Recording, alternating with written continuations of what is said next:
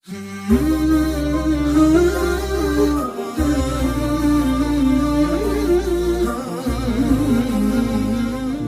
ওয়া নুসাল্লি আলা রাসূলিহিল কারীম ওয়া বাদ। প্রিয় শিক্ষার্থী বন্ধুগণ, আজ আমরা আমাদের দ্বিতীয় ক্লাস শুরু করতে যাচ্ছি। ইতিপূর্বে আমরা প্রথম ক্লাসে এই শব্দার্থগুলো মুখস্থ করেছি। আমরা আজকের এই ক্লাস শব্দার্থগুলোর ব্যবহার জানব এবং এগুলো ব্যবহার করে বাক্যের অনুবাদ করব ইনশাআল্লাহ। প্রথমে আমরা দেখতে পাচ্ছি আলোচনা। প্রথম ভাগের ৫টি শব্দকে আরবিতে জমির বলে, আর দ্বিতীয় ভাগের ৫টি শব্দকে ইসিম বলে। আমরা গত ক্লাসেই জেনেছি জমির হলো নামের পরিবর্তে যেগুলো ব্যবহার করা হয়। ইংলিশে যেটাকে প্রোনাউন বলে, বাংলায় যেটাকে আমরা সর্বনাম বলে থাকি। তাহলে নামের পরিবর্তে যে শব্দগুলো ব্যবহার করা হয় সেগুলোই হলো আরবিতে জমির। আর ইসিমের পরিচয় আমরা একটু পরেই জানবো ইনশাআল্লাহ। তো এখানে একটি বিষয় মনে রাখতে হবে যে ইসিমগুলোর শেষে গুলতা নেই তাকে মুজাক্কার বলে, আর যে ইসিমগুলোর শেষে গুলতা আছে তাকে মুয়ান্নাস বলে। তো আরবি ভাষায় যে ইসিমগুলো আছে সেগুলো ২ প্রকার। হয়তো সেটা মুজাক্কার হবে, আর না হয় মুয়ান্নাস হবে। তো আমরা এটা বুঝবো কিভাবে যে শব্দটা মুজাক্কার নাকি মুয়ান্নাস? তো এটা বোঝার অন্যতম একটি মাধ্যম হলো যে শব্দটির শেষে আমরা গুলতা দেখতে পাবো সেটা হলো মুয়ান্নাস, আর যে শব্দটির শেষে গুলতা থাকবে না সেটা হলো মুজাক্কার। এটা হলো সাধারণ একটি নিয়ম। তো এই পাশের যে ইসিমগুলা আছে সেগুলোর কোনোটির শেষেই গুলতা নেই। তাহলে আমরা বলতে পারি এই পাশের সব শব্দই হলো মুজাক্কার। আচ্ছা, গুণবাচক কোনো মুজাক্কার শব্দের শেষে গুলতা যুক্ত করলে সেটা মুয়ান্নাস হয়ে যায়। যেমন মুমিনুন থেকে মুমিনাতুন। আমরা জানি গুণবাচক শব্দ আসলে কোনগুলো? যেমন মনে করুন রাশিদুন, রাশেদ একটি নাম। এটা কিন্তু গুণবাচক শব্দ নয়। কুরসিয়ুন একটি আরবি শব্দ যার অর্থ হলো চেয়ার। এটি কিন্তু কোনো গুণবাচক শব্দ নয়, এটি সাধারণ একটি নাম। কিন্তু যদি বলা হয় সুন্দর, পুরনো, নতুন, এগুলো হলো গুণবাচক শব্দ। তো এই গুণবাচক যে শব্দগুলো আছে সেগুলোর শেষে যদি গুলতা যুক্ত করা হয় তাহলে সেটা মুয়ান্নাস হয়ে যায়। যেমন এখানে মুমিনুন এই শব্দটি একটি গুণবাচক শব্দ।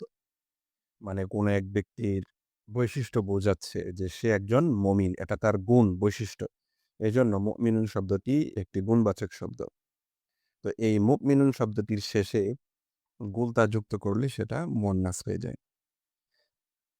তারপর ইসিম এর পরিচয়। একটু আগেই আমরা এখানে দেখলাম এই পাশের যেই ৫টি শব্দ আছে এগুলোকে বলা হয়েছে ইসিম। তো ইসিম কি? যে শব্দ নিজে নিজের অর্থ প্রকাশ করে এবং কোনো সময়ের সাথে সম্পর্ক রাখে না তাকে ইসিম বলে।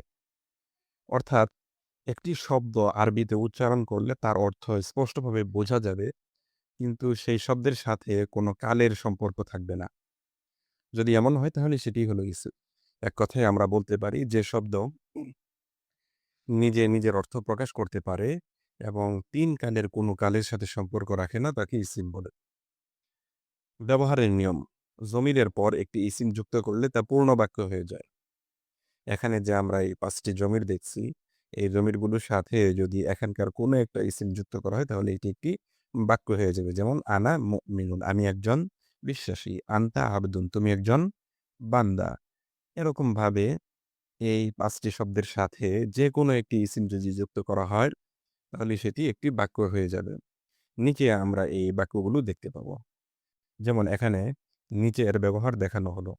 পূর্বে আমরা যে শব্দগুলো মুখস্থ করলাম সেই শব্দগুলো দিয়ে এখানে বাক্য তৈরি করে দেখানো হয়েছে।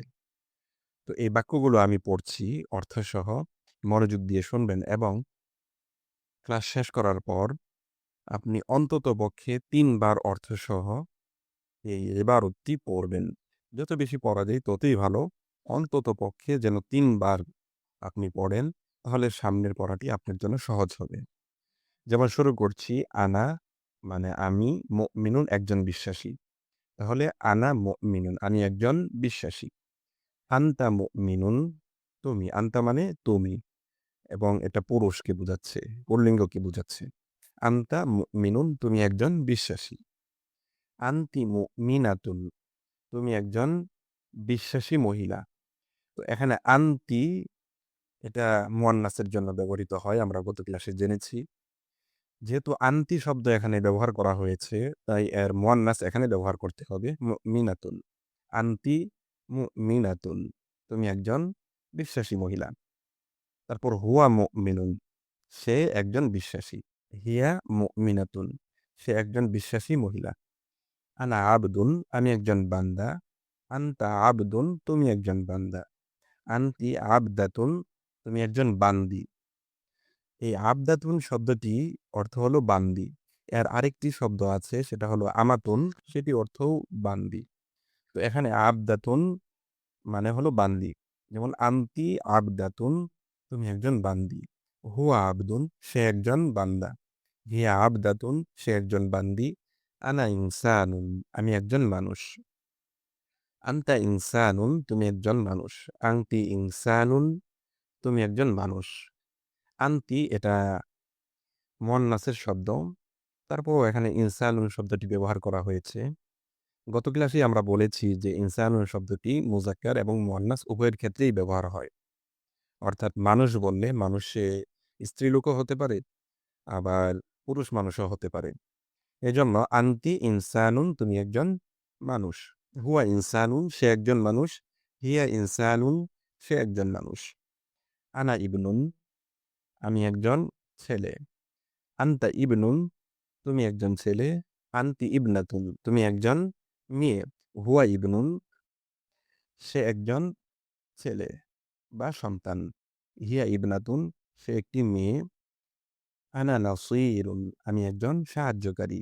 আনতা নাসীরুন, তুমি একজন সাহায্যকারী। আনতি নাসীরাতুন, তুমি একজন সাহায্যকারিণী অথবা তুমি একজন সাহায্যকারী মহিলা। হুয়া নাসীরুন, সে একজন সাহায্যকারী। হিয়া নাসীরাতুন, সে একজন সাহায্যকারিণী। মনে রাখতে হবে ইনসানুন শব্দটি মুজাক্কার ও মুয়ান্নাস উভয় ক্ষেত্রেই ব্যবহৃত হয়, যেটা আমরা গত ক্লাসেও বলেছি। তো এখানে দেখুন যে হিয়া ইনসানুন, সে একজন মহিলা মানুষ, এই অর্থও করা যায়। আমরা এখানে অর্থ করেছি হিয়া ইনসানুন, সে একজন মানুষ। তো এই ক্ষেত্রে আমরা হিয়া ইনসানুন, সে একজন মহিলা মানুষ, এই অর্থও আমরা করতে পারি। তো আজকে আর দীর্ঘ করব না। আমাদের এখানে যে নিয়মগুলো বলা হলো, সেই নিয়মগুলো একটু মনোযোগ দিয়ে আমাদেরকে পড়তে হবে, বুঝতে হবে এবং এটা মনে রাখতে হবে। পারলে মুখস্থ করে ফেলবো এই নিয়মগুলো। তারপরে যে এখানে ইবারতগুলো দেখানো হলো, সেই ইবারতটি অবশ্যই শুনে অন্ততপক্ষে ৩ বার অর্থসহ পড়বেন এবং এর থেকে যত বেশি পড়া যায় ততই আমাদের জন্য ভালো হবে। তো এখানেই আমরা আজকের ক্লাস শেষ করছি। ক্লাস শেষ সম্পর্কে আপনার যদি কোনো প্রশ্ন থাকে, কোনো বিষয় যদি বুঝতে অস্পষ্ট লাগে আপনার কাছে, তাহলে আপনি সরাসরি আমাদের কমেন্ট বক্সে লিখতে পারেন। পরবর্তী ক্লাসে উক্ত বিষয়ে উত্তর দেওয়ার চেষ্টা ইনশাআল্লাহ। করা হবে।